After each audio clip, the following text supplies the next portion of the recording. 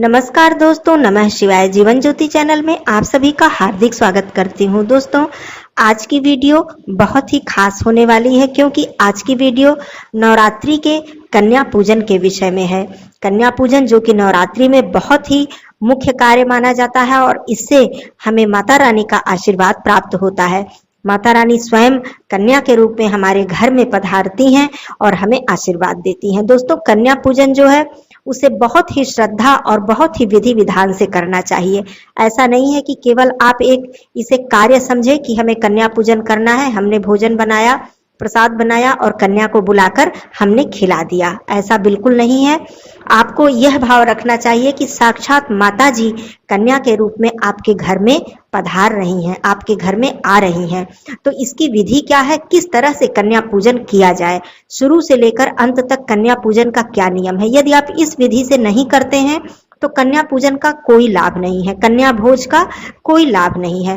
और आप इसी विधि से करके देखिए, इतनी ही श्रद्धा से करके देखिए, देखिए कैसे नहीं माता जी आपको आशीर्वाद देंगी। आपके जो जीवन में तनाव, चिंता, परेशानी, दुख, कष्ट कुछ भी है वो सब दूर होंगे और आपको इतनी मानसिक शांति मिलेगी कि मैं क्या ही बताऊं। आप एक बार इस विधि से कन्या पूजन करके देखिए, क्योंकि माता रानी केवल हमारी श्रद्धा और हमारा भाव देखती हैं। इस वीडियो में आप ये जानेंगे कि कन्या पूजन हवन से पहले करें या हवन के बाद। ज्यादातर भाई बहनों के मन में ये प्रश्न रहता है, तो इसे मैं बताऊंगी कि क्या नियम है हवन का, क्या है कन्या पूजन का नियम।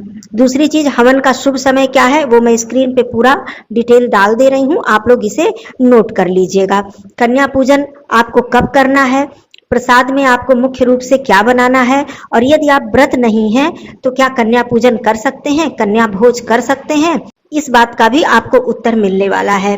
और किस तरह से कन्या पूजन करें, तो सारी बातें आप लोग जान लीजिए, विधि अच्छे से समझ लीजिए और इतनी ही विधि विधान से आप कन्या पूजन कीजिए। आप लोगों को माता रानी का आशीर्वाद अवश्य मिलेगा। तो आइए एक एक करके सारी बातें समझ लेते हैं। वीडियो को अंत तक देखिएगा। चैनल पे पहली बार हैं तो चैनल को सब्सक्राइब कर लीजिएगा। वीडियो पसंद आता है तो इसे एक लाइक जरूर कीजिएगा। कमेंट बॉक्स में माता रानी का जयकारा जरूर लगाइएगा। दोस्तों, सबसे पहली बात मैं बताऊं कि कन्या पूजन जो है मुख्य रूप से नवमी के दिन की जाती है, लेकिन बहुत से भाई बहन अष्टमी के दिन भी कन्या पूजन करते हैं, क्योंकि पूरी नवरात्रि में महाअष्टमी और महानवमी का विशेष महत्व होता है। तो आपके यहाँ यदि परंपरा है तो आप अष्टमी तिथि को भी कर सकते हैं।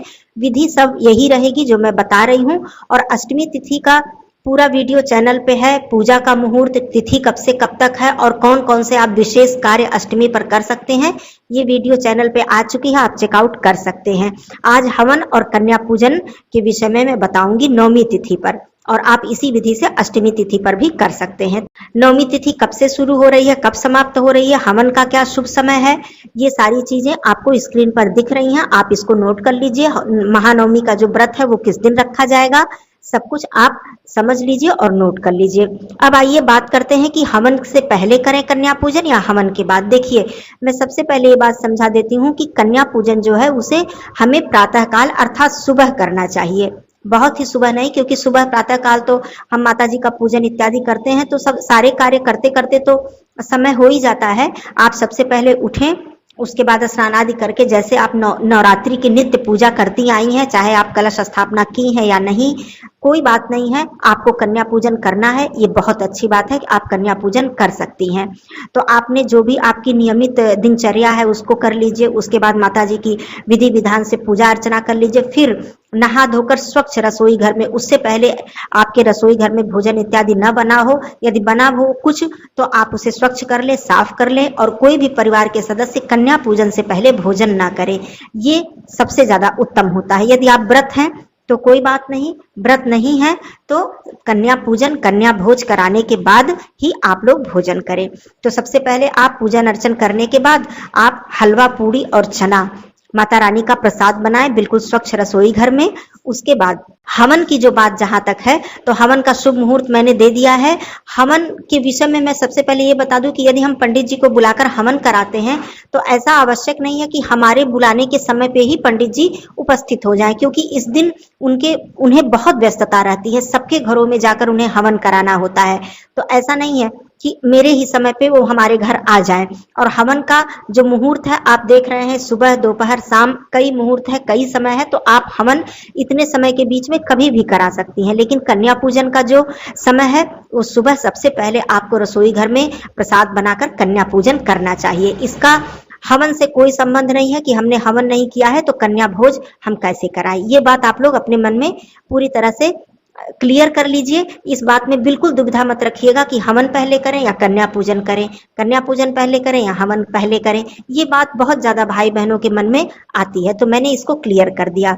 अब आइए बात करती हूँ कि आपने प्रसाद बना लिया, माता रानी को प्रसाद आपने अर्पित कर दिया और स्वच्छ प्रसाद आपने कन्या के लिए अभी रखा हुआ है। एक दिन पहले आपको नवमी तिथि को कन्या भोज कराना है, तो एक दिन पहले आप जाकर घर पर कन्या को आमंत्रित करें। मैं ये भी बता दूं, आप एक कन्या खिलाएं या 2 कन्या या 3 कन्या या 9 कन्या या 11 कन्या, जो भी आपको मिल जाती हैं। आप ये मत सोचिएगा कि 9 कन्या नहीं मिल रही हैं तो हम कैसे खिलाएं। आप एक कन्या भी उतनी ही श्रद्धा से यदि आप खिला देती हैं तो वो 100 कन्या खिलाने के बराबर हो जाता है। आप इसमें बिल्कुल भी दुविधा अपने मन में ना रखें। तो एक दिन पहले नियम यही है कि आप घर जाकर आमंत्रित करें।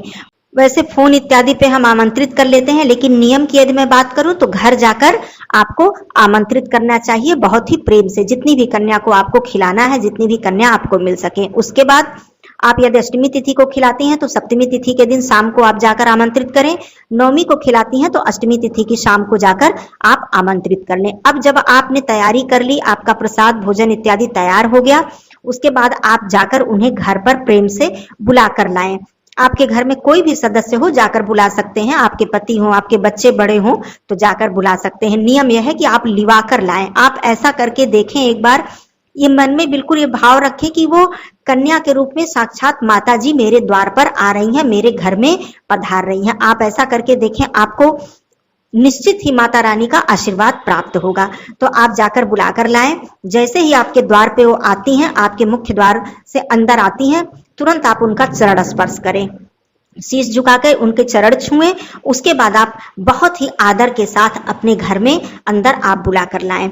दूसरी चीज, सबसे पहले आप उनका चरण पखारें। एक किसी पात्र में जल ले लें और उनके चरण धोएं। जितनी भी कन्या को आपने आमंत्रित किया है, साथ में एक बटुक को भी आमंत्रित करना चाहिए। भैरव बाबा के स्थान पर हम लोग एक बालक को भी आमंत्रित करते हैं। आप यदि एक ही कन्या खिला रही हैं तो एक बालक ले लीजिए, 2 कन्या 3 कन्या जितनी भी खिला रही हैं, लेकिन एक बालक आप जरूर आमंत्रित कर लीजिए। और कन्या 2 साल से 11 साल की कन्या को भोजन कराना चाहिए, पूजन करना चाहिए। तो ये भी नियम होता है। ये बात हो गई। उसके बाद आप चरण पखारें, किसी पात्र में चरण पखारें। चरण पखार कर आप उसे अपने आंचल से ही पोंछें। अपने आंचल या दुपट्टे से ही यदि आप पोंछती हैं तो ये बहुत ही उत्तम है। उसके बाद कन्या के चरणों में महावर अर्थात आलता लगाएं।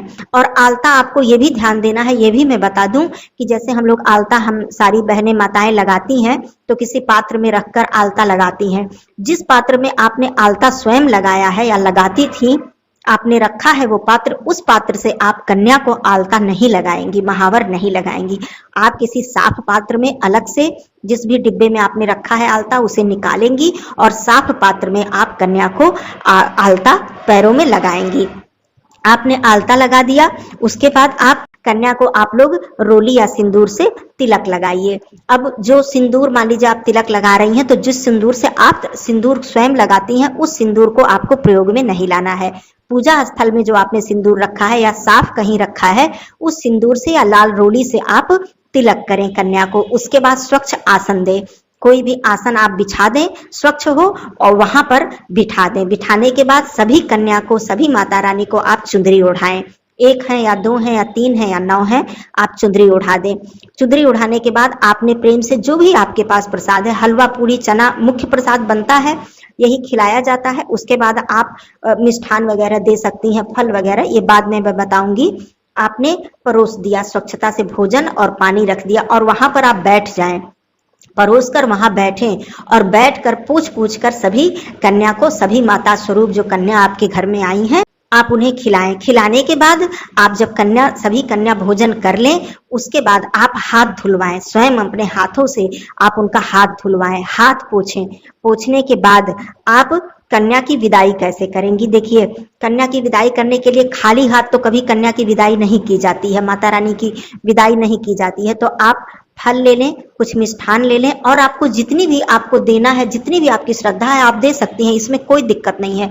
लेकिन जो मुख्य रूप से देना चाहिए वो मैं बता रही हूँ, बाकी तो सब श्रद्धा के ऊपर निर्भर करता है।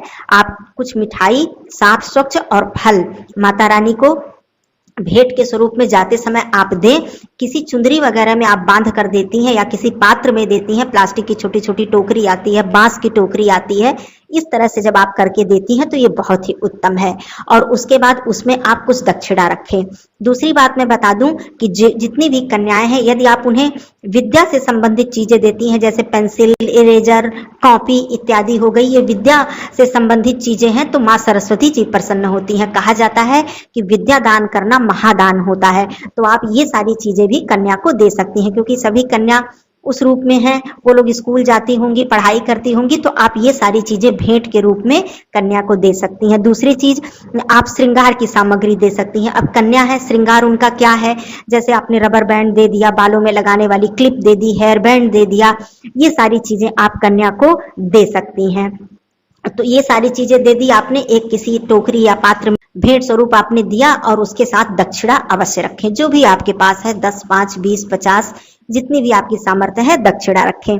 उसके बाद आप कन्या को ये सारी चीजें देने के बाद उनका पैर छुएं और साथ ले जाकर, यदि आप घर, बहुत छोटी कन्या है तो घर तक छोड़ने जाएं, या फिर उनके घर से कोई आया है लेने तो कोई बात नहीं, घर के कोई भी सदस्य आपके हैं तो घर तक आप छोड़ने जाएं। यदि बड़ी हैं, जा सकती हैं, तो आप द्वार तक छोड़ने जाएं। ऐसा नहीं कि आपने दे दिया उसके बाद आपने बोल दिया कि अच्छा आप जाइए, ऐसा नहीं।